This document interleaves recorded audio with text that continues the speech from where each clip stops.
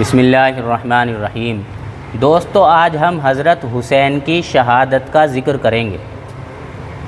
تو دوستو، کوفہ والوں نے حضرت حسین کے پاس خطوط بھیجے کہ آپ کوفہ آ جائیں، ہم آپ کی بیعت کریں گے اور آپ کے ساتھ مل کر جنگ کریں گے اور آپ کے ساتھ مل کر یزید کے ساتھ جنگ کریں گے۔ تو دوستو، حضرت حسین نے کوفہ جانے کا ارادہ کر لیا۔ لوگوں نے آپ سے منع کیا کہ آپ کوفہ نہ جائیں۔ تو دوستو، حضرت حسین نے مسلم بن عقیل کو اپنا قاصد بنا کر کوفہ بھیجا کہ تم وہاں جاؤ، وہاں کے حالات کا جائزہ لو تاکہ ہمیں پتہ چل جائے کہ وہاں کے حالات کیا ہیں۔ تو دوستو، مسلم بن عقیل کوفہ گئے۔ وہاں جانے کے بعد ہزاروں کوفہ والوں نے مسلم بن عقیل سے بیعت کی اور پھر خطوط لکھ کر بھیجے کہ یہاں کے حالات ٹھیک ہیں، آپ کوفہ آ جائیں۔ تو دوستو، حضرت حسین نے کوفہ جانے کا ارادہ کر لیا۔ جب آپ کچھ دور آگے چلے تو آپ کو پتہ چلا کہ مسلم بن عقیل کو شہید کر دیا ہے اور عبید اللہ بن زیاد نے مسلم بن عقیل کو شہید کیا ہے۔ تو آپ نے پھر مشورہ کیا کہ اب کیا کیا جائے۔ تو مشورے کے اندر یہ بات طے ہوئی کہ ہم مسلم بن عقیل کا قصاص لیں گے، بدلہ لیں گے۔ تو پھر اس کے بعد یہ وہاں سے اور آگے انہوں نے سفر کیا۔ جب مقام قادسیہ سے کچھ آگے پہنچے تو مقام قادسیہ سے آگے پہنچنے کے بعد حرب بن یزید 1000 کا لشکر لے کر آپ کے سامنے آ گیا اور کہا کہ میں آپ کو گرفتار کروں گا اور گرفتار کر کے ابن زیاد کے پاس لے کر جاؤں گا۔ تو حضرت حسین نے کہا، دیکھو تم کوفہ والوں نے ہی مجھے خطوط لکھ کر یہاں پر بلایا ہے، خطوط مجھے بھیجے ہیں اور مجھے یہاں پر بلایا ہے، اب تم خود ہی دغا بازی کیوں کرتے ہو؟ اس کو خطوط دکھائے، لیکن وہ خطوط دیکھ کر نہیں مانا۔ اس نے کہا میں آپ کو گرفتار کر کے ابن زیاد کے پاس لے جاؤں گا۔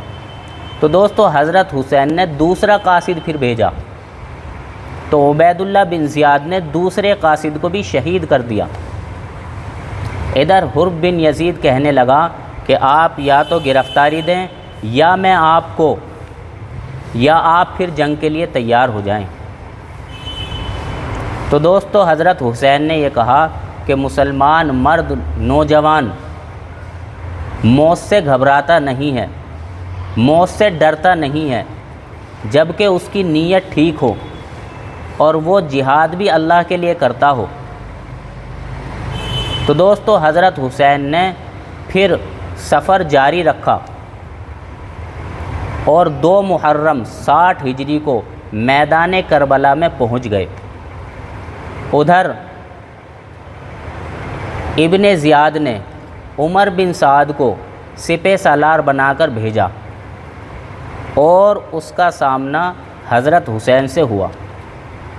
حضرت حسین کی اس سے بات ہوئی۔ حضرت حسین نے کہا کہ مجھے 3 باتوں میں سے ایک بات کا اختیار دے دو، یا تو مجھے اسلامی سرحدوں میں سے کسی سرحد پہ جانے کی اجازت دے دو، میں وہاں جاؤں اور جہاد میں مشغول ہو جاؤں گا، یا پھر مجھے راستہ دے دو، میں مدینہ چلا جاؤں گا، یا پھر مجھے موقع دو کہ میں خود یزید سے آمنے سامنے بات کروں۔ چنانچہ عمر بن سعد نے اس پیشکش کو قبول کیا اور اس کو لکھ کر ابن زیاد کے پاس بھیج دیا۔ ابن زیاد نے اس پیشکش کو ٹھکرا دیا کہ ان میں سے کوئی بات قبول نہیں کی جائے گی، صرف ان سے کہو کہ وہ میری اطاعت کو قبول کرے۔ تو دوستو، حضرت حسین نے ابن زیاد کی اطاعت قبول کرنے سے انکار کر دیا۔ پھر اس کے بعد میدان جہاد سجا۔ ادھر حضرت حسین کے ساتھ 70 لوگ تھے، ادھر ہزاروں میں بڑی تعداد میں لوگ تھے۔ چنانچہ جنگ شروع ہوئی۔ تو دوستو، ان لوگوں نے حضرت حسین کو شہید کر دیا اور ان ظالموں نے بچوں کو بھی شہید کر دیا، ان کے ساتھیوں کو بھی شہید کر دیا اور ان کے خیمے کو بھی جلا دیا۔ اور پھر اتنا بڑا ظلم کیا کہ حضرت حسین کے سر کو ان کے بدن سے جدا کر دیا۔ اللہ اکبر، انا للہ و انا الیہ راجعون۔ لیکن دوستو حضرت حسین نے ہمیں یہ بتا دیا کہ جب حق پر انسان ہو تو حق پر اسے ڈٹ جانا چاہیے۔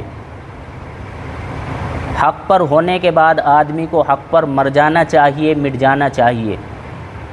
اور دوستو ہم حسینی ہیں، ہم یزیدی نہیں ہیں۔ ہمیں بھی حق پر ڈٹنا چاہیے، حق پر مرنا چاہیے، حق پر مٹنا چاہیے۔ ہمیں باطل سے گھبرانا نہیں ہے، باطل کے سامنے ڈٹ جانا ہے۔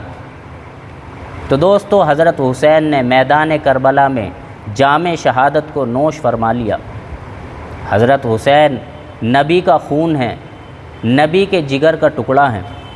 تو دوستو ہم بھی اللہ تعالیٰ سے دعا کرتے ہیں کہ اللہ تعالیٰ ہمیں اہل بیت کے غلاموں میں شامل کر لے اور اہل بیت کی ہمیں غلامی نصیب فرمائے اور پکی اور سچی غلامی ہمیں نصیب فرما دے۔